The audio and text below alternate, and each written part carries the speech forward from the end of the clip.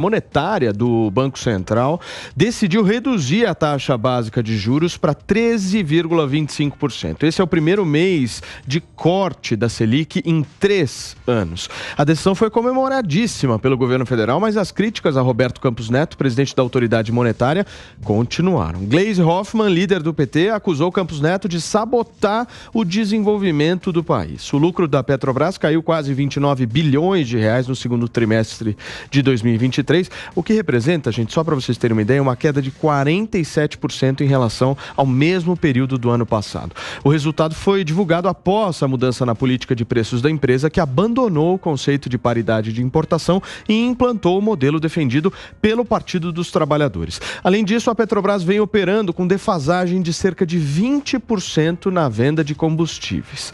Essa é a informação para trazer aqui. Não me olha desse jeito, Volney. Por favor, não me olha desse jeito. Você já percebeu, né, ô Jotinha? Você já percebeu a estratégia do Volney, né? Ele olhou pra mim aqui e falou: Paulo, pelo amor de Deus, não me bota em primeiro lugar pra falar, porque essa situação é triste, eu não consigo defender. Não é, Nelson? Eu queria ver agora qual é o argumento, Volney. Não consigo defender, pelo contrário. Não me olha com essa cara, Eu acho Volney. que o anúncio deveria ser outro. Qual? O consumidor brasileiro está pagando mais barato na gasolina e no diesel. É só olhar para a comunidade de caminhoneiros e ver quanto que eles estão pagando no diesel. As custas da saúde financeira da Petrobras. As custas nenhuma. A Petrobras acabou de anunciar programas de distribuição de dividendos. Ô Nelson, de novo, aqui o trade-off é o seguinte. É mais o investidor recebendo dividendos ou é o cidadão brasileiro que é, em última instância, acionista da Petrobras se beneficiando da política de preço da Petrobras? A Petrobras está correta. Cara, se o Bolsonaro adotar essa política de que está sendo adotada agora, eu aprovaria. O diesel no Brasil tem que ser barato por uma razão muito simples. É insumo de produção importante. E por que reonerou agora? Não, tá dentro de uma lógica aí de você... Não, peraí. Não, acabou aquela lógica de pra você tudo, pra mim nada. Reonerou antecipadamente, acabou. Inclusive. Agora, isso não significa, viu, Nelson, suspender. Mas o diesel não tem que ser barato? Tem que ser, e aí tem que aumentar a gasolina, como vai aumentar, inclusive. O governo já vai anunciar em breve o aumento da gasolina. Para quê? O governo reonerou o diesel e a gasolina. Para preservar a saúde financeira da Petrobras, para garantir retomar a sua capacidade de reinvestimento. O Brasil abriu mão de refinar petróleo. O setor petroquímico, que vai produzir o nafta, por exemplo, que é um insumo importante, foi praticamente desarticulado. Então você tem uma equação aí que é complicada. É uma equação complicada. Por quê? Porque você tem que fazer uma política que mantém o diesel barato, porque impacta na inflação. É só olhar os índices de inflação que são colocados no Brasil hoje. Caíram drasticamente. Tá feliz, né, Volney? Não, eu tô feliz, cara.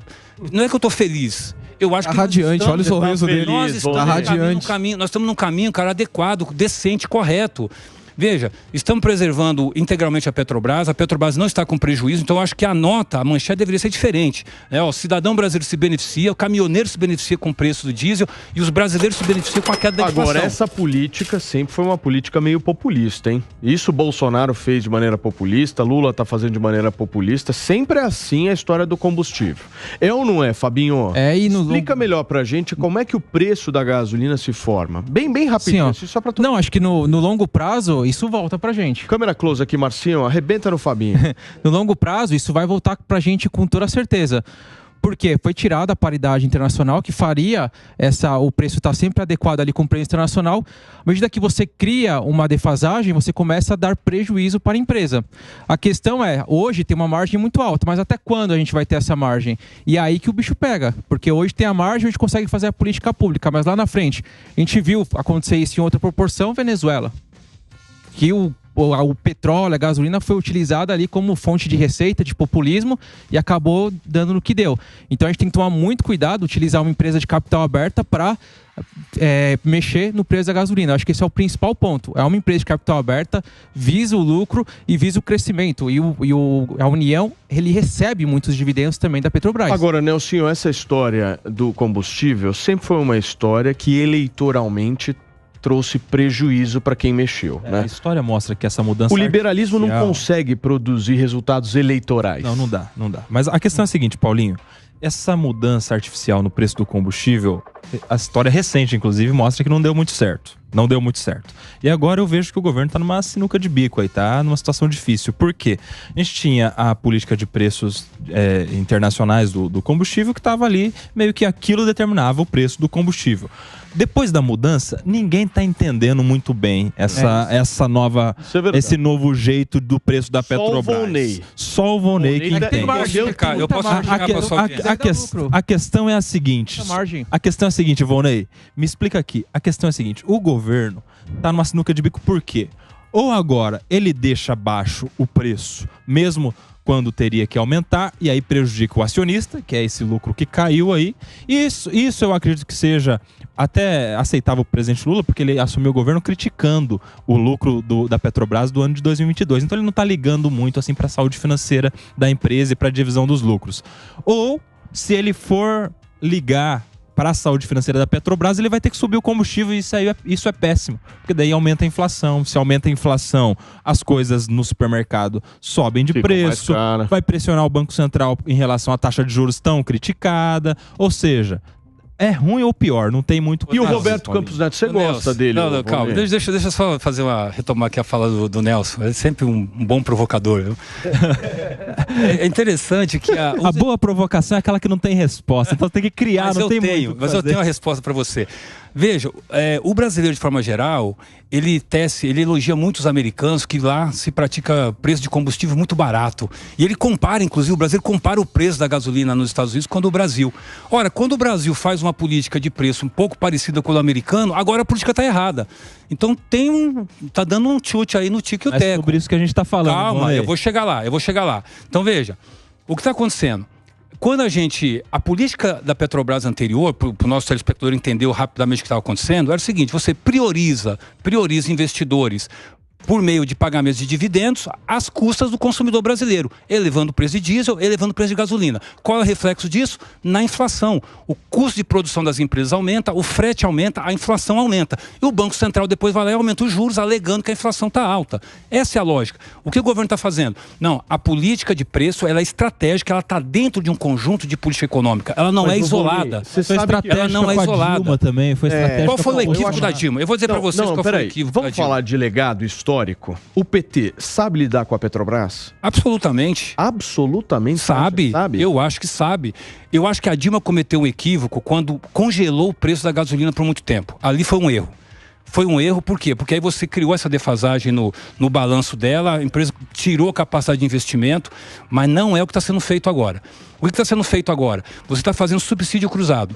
Olha, eu vou aumentar o preço da gasolina para atender a garantir a geração de lucro e pagamento de dividendos para os investidores, que, aliás, a Petrobras no mundo era a única empresa no mundo que mais pagava dividendos em relação às outras petroleiras do mundo. Isso não faz sentido. O que nós estamos fazendo? Nós estamos trocando o benefício do consumidor brasileiro para o benefício do investidor. O que está sendo agora feito é o contrário. Não. O investidor vai continuar tendo benefício, mas é um benefício menor e nós vamos trazer um benefício para o país, garantindo o preço de diesel adequado e preço da gasolina. Quando eu falo do subsídio cruzado, o que vai acontecer é o seguinte, e aí diferentemente da Dilma, o que o governo vai fazer? Vai reajustar regularmente o preço da gasolina para subsidiar o diesel. Você vai dizer o seguinte, mas tem subsídio. Qual é o problema? O mundo todo subsidia o combustível, exatamente para beneficiar a economia. Então, nesse sentido, tem que pensar a política da Petrobras como uma estratégia de subsidiar no barateamento de custo das empresas para ampliar suas investimentos. Já que você é a favor de subsídio, por que você critica a desoneração, por exemplo, que é uma espécie de subsídio?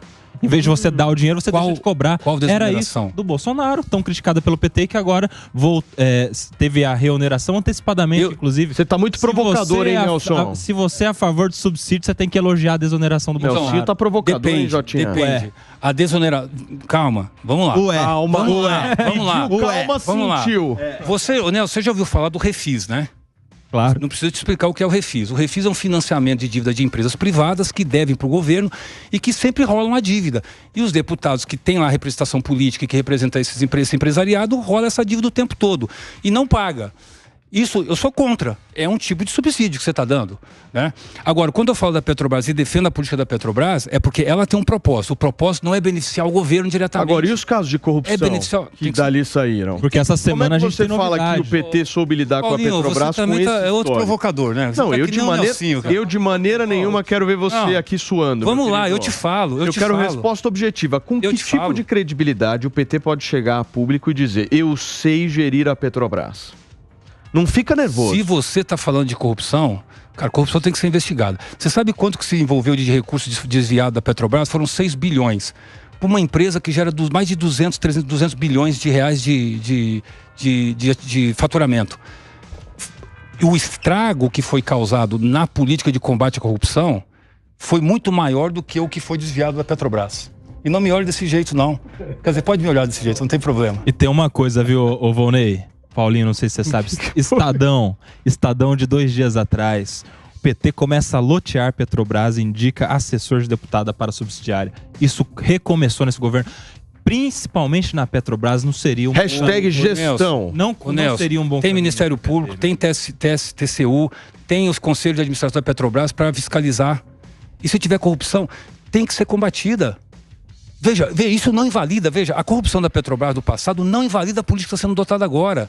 Esse é o problema. A gente ficar associando uma coisa com a outra. Ah, porque está fazendo essa política aí, agora tem corrupção. Mas peraí. A corrupção tem que ser combatida. Peraí, calma. Se você, de alguma forma, é um cidadão, aí você vai lá e comete um crime, certo?